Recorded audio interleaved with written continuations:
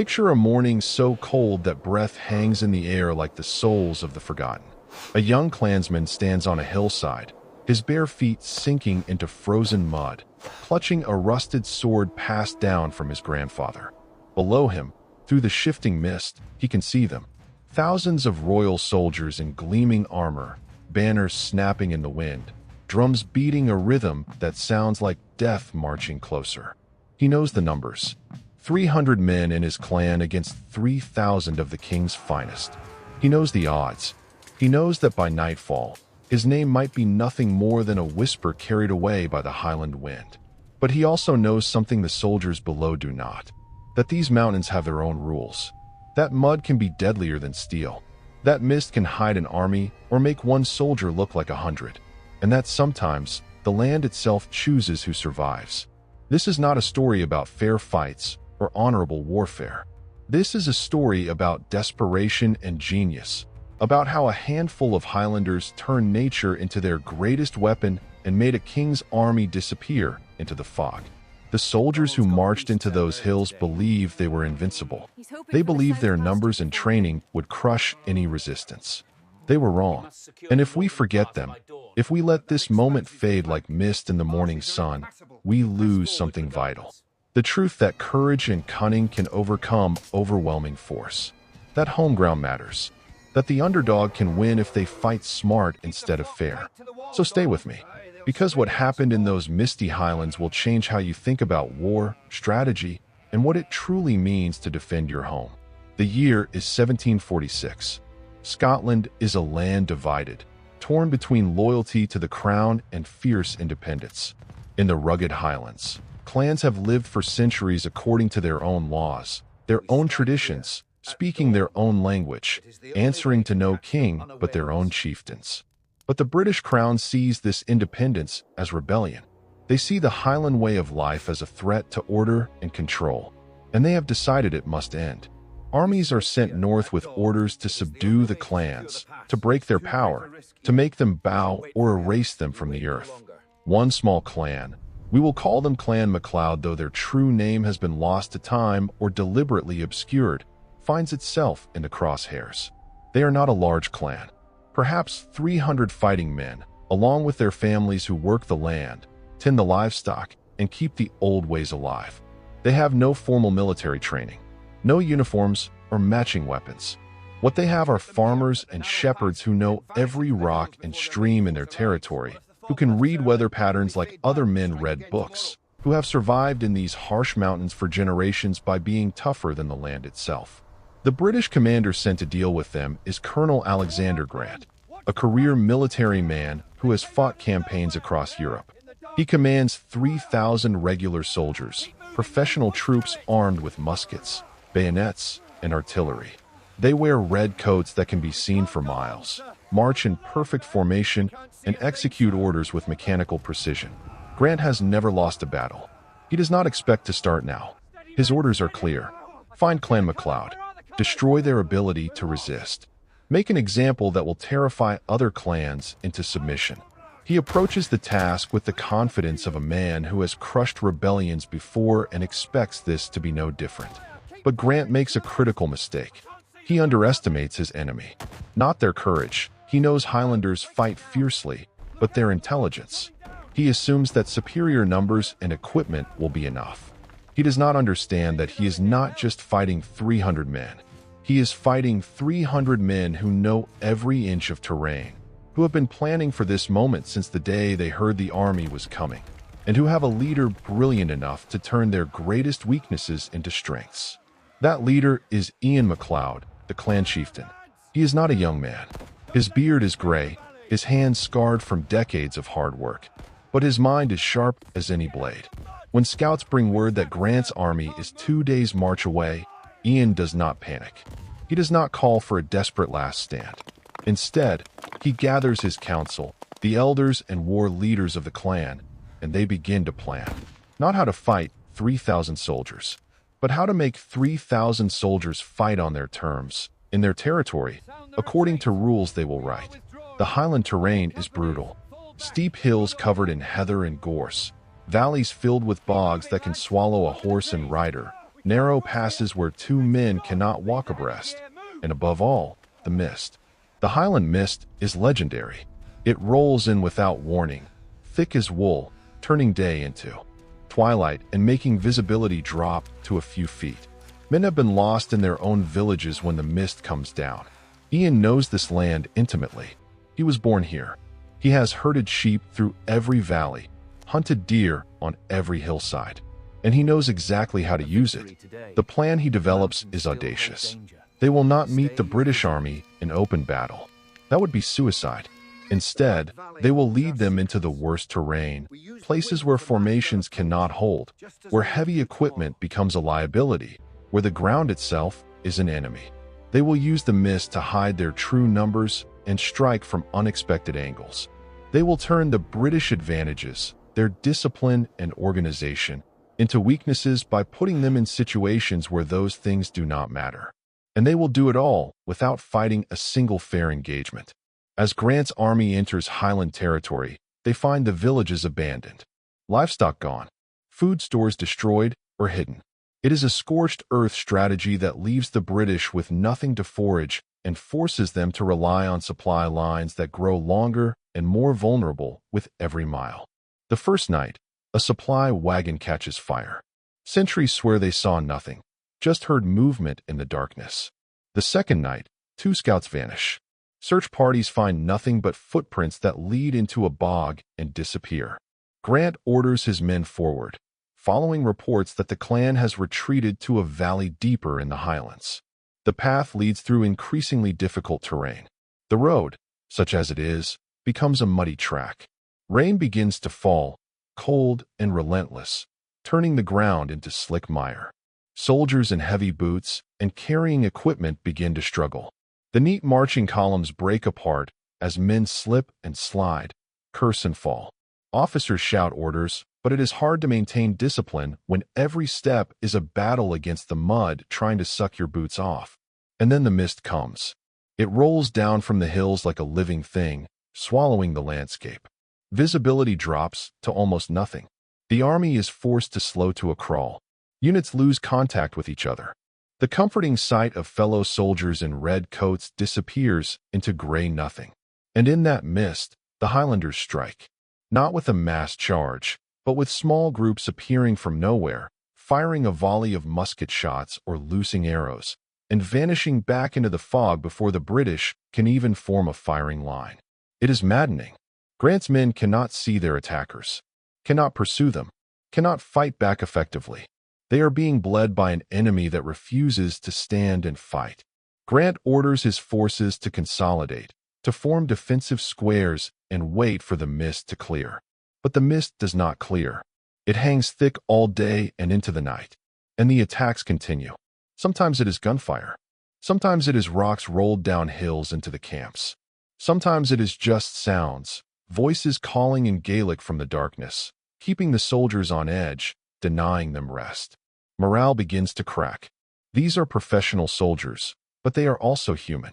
Being unable to see or strike back at an enemy wears on even the toughest veterans. Then comes the main trap. Scouts report that the clan has taken position in a narrow valley, a place called Glen Dub, the Black Glen. It is a natural bottleneck with steep sides and a marshy floor, but Grant believes his superior numbers can simply push through. He orders an advance. The army enters the valley in column, with the strongest units at the front to smash through any resistance. The flanks are covered by soldiers positioned to guard against attack from the hillsides. It looks like a solid tactical plan, but Ian MacLeod has been preparing this ground for days. The floor of Glen Dub is not just muddy. It has been deliberately sabotaged, hidden pits dug, and covered with thin layers of branches and peat. Sharpened stakes driven into the soft ground at angles that will break a horse's legs. Sections of path that look solid but are actually standing water over deep mud. As the British vanguard pushes into the valley, they begin to sink.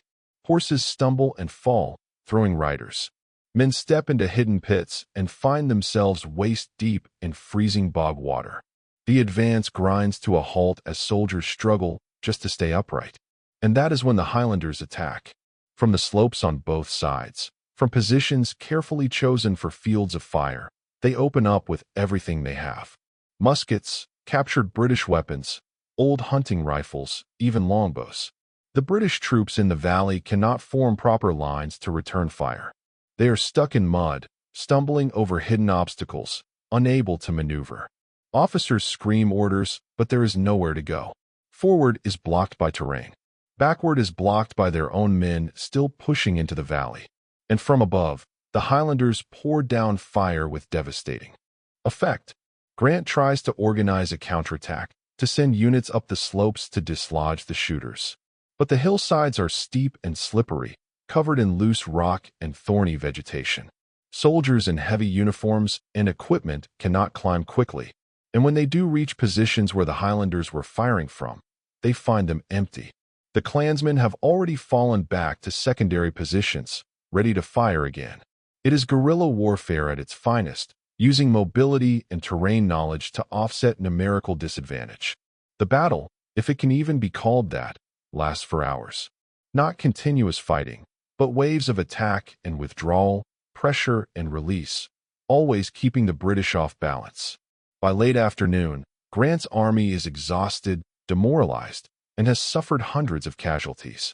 And they have not even seen the main body of the clan. They have been fighting ghosts in the mist. Grant makes the only decision he can. He orders a retreat. The army withdraws from Glen Dub in disorder, leaving behind equipment, wounded, and any pretense of invincibility. But the Highlanders are not done. As the British retreat down muddy paths, still harassed by the mist and terrain, they find their withdrawal route has been sabotaged. Trees felled across the road, bridges damaged or destroyed. Supplies they cached on the way in are gone. The retreat becomes a nightmare. Soldiers abandon heavy weapons to move faster. Units become separated. Some get lost in the mist and wander for days before finding their way back to friendly territory. Grant loses nearly a quarter of his force, some to wounds, many more to desertion, exhaustion, and the unforgiving Highland landscape. When the survivors finally stumble back to British-controlled lowlands, they bring with them a story that seems impossible. An entire army routed by a handful of Highlanders who never even stood and fought properly. The military establishment is shocked and humiliated. Inquiries are launched. Grant is relieved of command, his career in ruins. And in the Highlands, Clan MacLeod becomes legend, not because they were the strongest or best armed, but because they were the smartest. Because they understood that warfare is not just about killing the enemy, but about making them afraid, confused, and unable to use their advantages. The impact of this victory ripples far beyond that one clan. Other Highland clans hear the story and realize that they do not have to meet British armies in open battle. They can use terrain, weather, and guerrilla tactics to level the playing field. The British military, for its part, learns painful lessons about fighting in terrain they do not understand against enemies who refuse to fight conventionally. Future campaigns in the Highlands become more cautious, more respectful of the land and the people who know it. But the cost for Clan MacLeod is real. Several of their men died in the fighting. More were wounded. The scorched earth tactics meant their own supplies were depleted. The winter that follows is harsh, and the clan struggles to survive.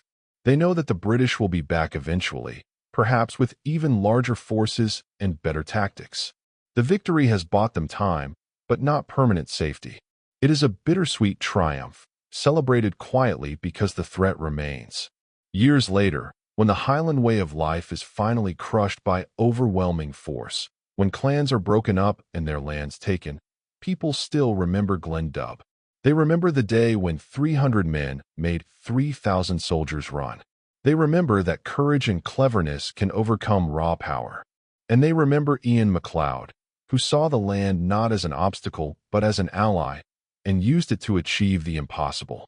What does this story teach us today, in a world so different from those misty highlands? It teaches us that the rules of conflict remain the same, that understanding your environment matters more than having the biggest weapon, that creativity and adaptation can overcome superior resources, that fighting smart beats fighting hard, and that defenders, people fighting for their homes and way of life, have advantages that invaders can never match. They know the ground. Trust between fighters who knew each other by name and by family. It required a willingness to fight a different kind of war, one that looked like cowardice to enemies who did not understand it, but was actually the height of tactical sophistication. The Highlanders did not run because they were afraid. They ran to lead their enemies into traps. They did not hide because they were weak. They hid to strike at moments of maximum advantage. So when you think about Glen Dub and Clan MacLeod, do not think of it as just another ancient battle with no relevance to the modern world. Think of it as a masterclass in asymmetric warfare, in using what you have against what the enemy expects. Think of it as proof that geography matters, that home field advantage is real, that the smaller force can prevail if they refuse to fight on the enemy's terms. Think of the young clansman from the beginning, standing on a hillside with his rusty sword, looking down at an army that should have crushed him. He survived because his leaders understood that you do not win by being stronger. You win by making your enemy fight where they are weak. The British eventually learned to respect Highland warfare. They stopped sending armies marching blindly into unfamiliar terrain. They learned to move carefully, to scout properly, to respect the power of environment and local knowledge. But they learned these lessons at terrible cost, paid in blood and humiliation. And the Highlanders, though they ultimately lost their independence, proved something that could never be taken away. That a people who truly know their land are almost impossible to defeat on it. That courage matters, but so does intelligence. That the greatest weapon is sometimes the one nature provides if you are smart enough to use it. Remember Glen Dub. Remember Clan MacLeod. Remember that 300 farmers and shepherds made fools of 3,000 professional soldiers using nothing but mud, mist, and their intimate knowledge of home. Remember that the land has power, and those who understand it can perform miracles. And remember that victory is not always about being the biggest or strongest. Sometimes it is about being the cleverest, the most adaptable, the most willing to fight the war that needs to be fought rather than the war your enemy wants. In those misty highlands, on slopes slick with rain and valleys choked with fog, a tiny clan taught an empire a lesson it would never forget. That Scotland was not theirs to take. That some peoples cannot be conquered, only respected. And that sometimes the greatest battles are won not with steel, but with the land itself.